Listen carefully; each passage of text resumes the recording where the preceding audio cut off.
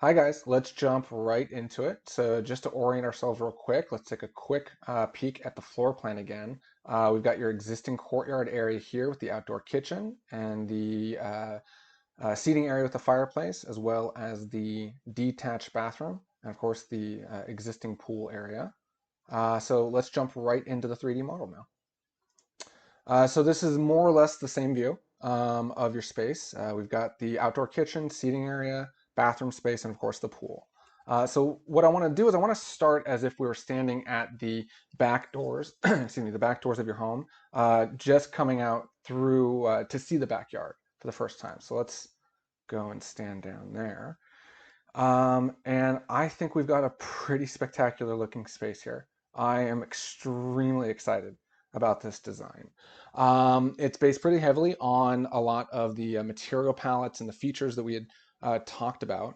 It features a lot of really sort of rustic stone and wood, but it's a pretty contemporary design. It's a very simple structure.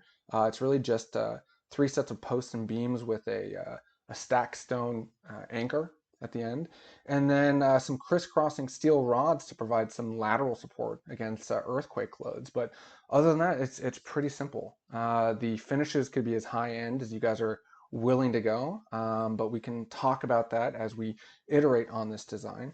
But let's dive deeper into some of the features that I'm proposing for you. So here we're getting a glimpse of the outdoor kitchen and bar area. We've got this full-length countertop, a deep countertop, right at the existing back kitchen window. There's a big under-counter fridge here, that commercial size one, and then just a bank of cabinets and drawers extending back to the wall. Very flexible space, obviously. It'd be great for a buffet or a pass-through, perhaps. We could do a lot more here if we need to, but we could talk about adding features.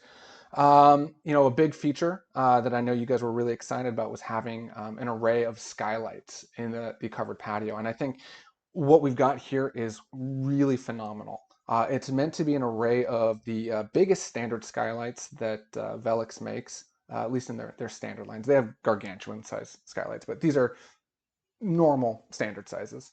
I think this is going to bring a lot of light into these sliding glass doors. These existing sliding glass doors are going to benefit from the extra light they're getting, but still it's a completely covered area. So as soon as you step out here, you're not getting hit by rain, which I know is really, really important. I like the outdoor kitchen here, but let's take a look at stepping into the kitchen now. We've got the two-level split countertop, basically wrapping the entire L. Let's take a look at stepping inside here. So, here's sort of a view from the grill, the big green egg here, the grill, the outdoor sink. You've got a view of uh, the TV and the fireplace beyond, views of the crisscrossing steel rods, the wood finish below and above is really, really phenomenal. And from this view, you're not really seeing the bathroom structure. There's the tail end of the roof overhang I'm proposing, but it's really focused on the TV, your guests, and the pool over there. I'm really happy with how this laid out. I knew it was going to work out in the site plan, but it's just so nice to see it come together here. Looking up at the skylights right above your head. So you're going to get plenty of natural light coming down on you, but still be protected from the elements. Uh, Really, really a nice look here. Plenty of breeze coming in because I've raised the roof up of this covered patio structure above your surrounding existing roof overhang. I expect that we'll be able to benefit from some breezes getting brought in. I think that'll be pretty nice on a warm day. Let's bank back down here and get a sense for the little bar sink, the ice refrigerator, and plenty of room. I know there might have been concern about the post coming down in what looked like it was the middle of the circulation zone, but really I think from this post we've got, over 3 feet here, almost 4 feet in that direction. Maybe not quite, but certainly it's 5 feet in this direction. So there's really plenty of room to get around this post here. And I still think the spacing of having these posts off the wall enough to clear the roof overhang is paramount. So I think this works really nicely. Let's move on. Take a look at the fireplace feature wall. So this is an electric fireplace. This is not a gas burning fireplace. I'm not getting a very straight answer from the city right now about whether or not they would allow it, but assuming that it has to be an electric fireplace, I found one the size and look of which I like. We can get a little more into the spec there later, but I think this stack stone anchor is really nice. It definitely still allows plenty of view of the pool area, but again, it's doing a good job of screening that bathroom structure, which maybe isn't all that necessary when you see the bathroom structure, but still, it's just I think it's nice mentally knowing that you're not looking at the bathroom. Let's turn around and check out the view from the bar area. I think this is pretty nice too. I think the placement of these skylights just really helps this new structure relate to the existing openings that you guys have. Even though, again, yes, there's a post coming down in front of one of the windows. I think the net benefit that this structure has for your space is phenomenal. Um, Here at the bar, I think this is going to be an amazing conversation zone. We've got an integrated footrail too, built into the wood siding that I'm proposing for this bar. I think that could be a nice design feature. Take a look back here. We've got the mini green egg right here in the corner. And here again, we're starting to get maybe just a little bit of a glimpse of the bathroom structure beyond. Certainly the guests sitting at the pool, if they turn their head, or anyone sitting at these tables, they'll see it. But let's get a sense for what that's like. So I know we talked about having a gate somewhere from the back patio area into the pool area. So it's not shown to detail right now, but I imagine there'd be a gate right here. Um, let's go through that gate and take one last look at this proposed covered patio space before we go and focus on the bathroom. Another thing that may not have been evident is I'm proposing also some recessed can lights, evenly spaced. I think it's going to provide plenty of illumination for this zone, and also some maybe accent lights hanging off the end of these glue lamp posts just to sort of illuminate the walkway. I think that could be kind of nice, but I'd like to hear your guys' feedback on that. Okay, let's go to the back now. So one of the important things for me about this bathroom was that people not have too direct of a line of sight into the door that leads into the changing area or the bathroom.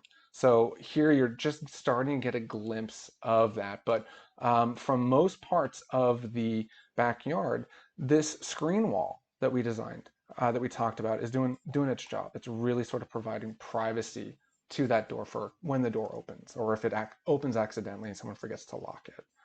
And here's a view of the proposed bathroom structure with, like we talked about, a much larger roof than just the building footprint itself warrants. But what it's doing is it's providing a lot of shade for this potential seating area that I think would be really nice to have here. It's also doing a good job of shading a TV that'd be visible right from this sort of a shallow beach shelf that you guys already have. So I really like what this roof is doing coming down here. And I think this is a really fun and playful design element, having this screen wall sort of slant in and sort of look like it's leaning against this opening in the roof. Obviously, it's more structural than that, but it just looks so light and delicate in my mind. And I'm really floored about the potential of what the lighting is going to look like when it comes in here. More on that to come, but let's keep going around this structure. So here's the